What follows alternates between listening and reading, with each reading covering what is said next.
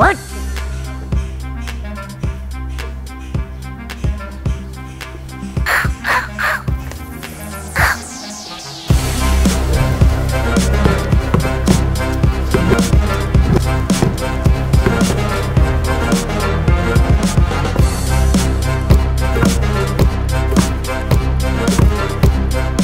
bu hafta kendimizi dışarı attık. Deney falan yapmayalım diyoruz. Canım da sıkkın zaten, hava da güzel. Ne yapacağım ya ama...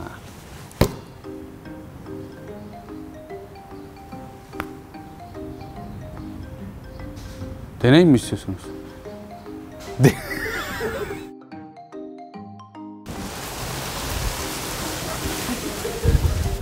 Evet, şu anda inanılmaz bir rüzgar. Bana zorla deney yaptırıyorsunuz. Görüyorsunuz arkadaşlar, yani bir rahat yok. Hep deney, hep yeni şeyler öğrenelim. Elimizdeki bu malzemelerle ne gibi bir deney yapabiliriz diye düşünüyorum. Ve buldum. Hemen de buldum. Evet, bu hafta yer çekimi, momentum ve kütle hız ilişkisini inceleyeceğiz. Malzemeler. Şaka şaka. Bu hafta zaten 2 tane malzememiz var. Biri basket topu, biri tenis topu. Dilerseniz yer çekiminin varlığını önce bir kanıtlayalım. Gördüğünüz gibi toplar yere düştü. Ne demek bu? Yer çekimi var. Teşekkürler Newton.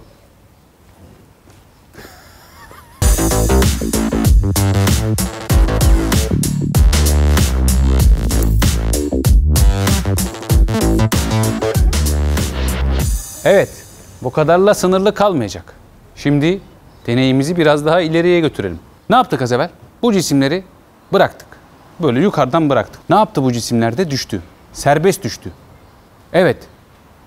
Aynı anda da yere çarptılar. Dilerseniz bunu tekrardan görelim. Bakın. Peki cisimlerin yere düşmesinin temel sebebi ne? Yer çekimi. Yer çekiminin birimi G ile gösterilir ve 10 metre bölü saniye karedir. Şimdi dikkatle izleyin.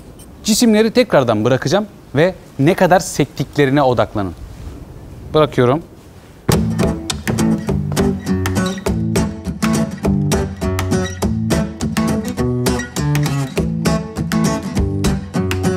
Evet, basket topu sanki biraz daha sekti ama şuralarda bir yerlerde. Tenis topunu basket topunun üzerine koyacağım ve öyle sektireceğim. Geliyor.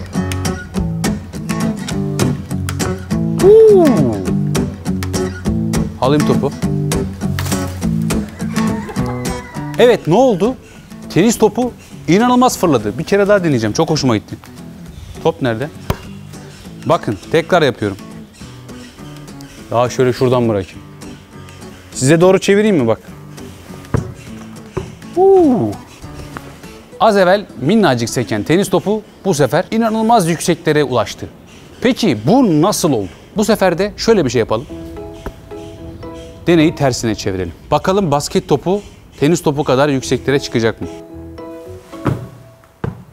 Oba. Ne oldu?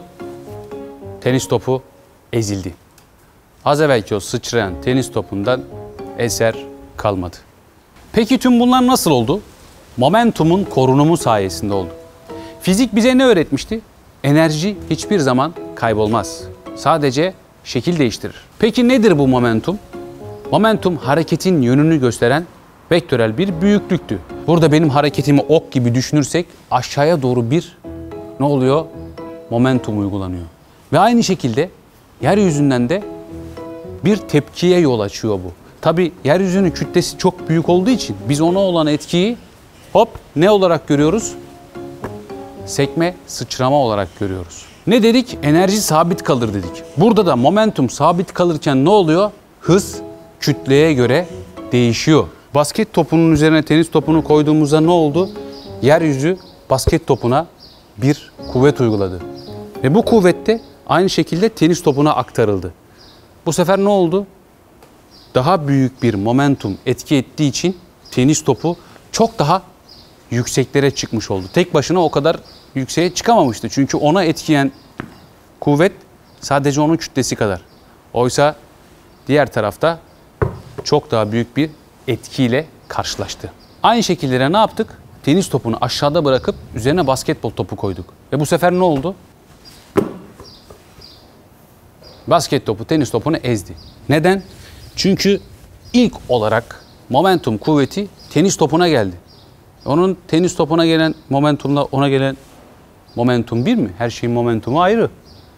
Dolayısıyla tenis topu yeteri kadar itemedi ve altta kalmış oldu.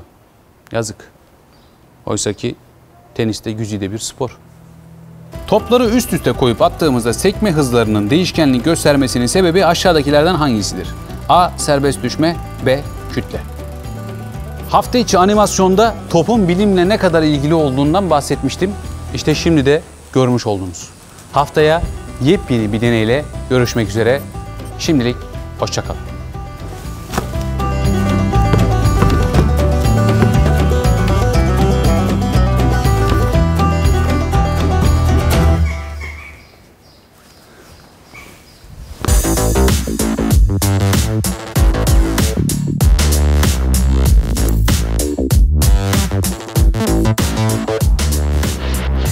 Evet, bilim için dağlar aşar, yollar geçerim. İzleyin.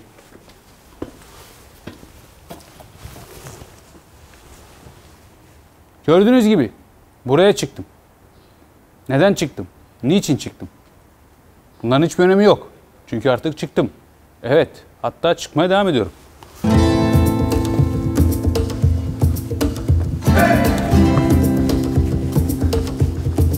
Evet, geliyor. İzleyin.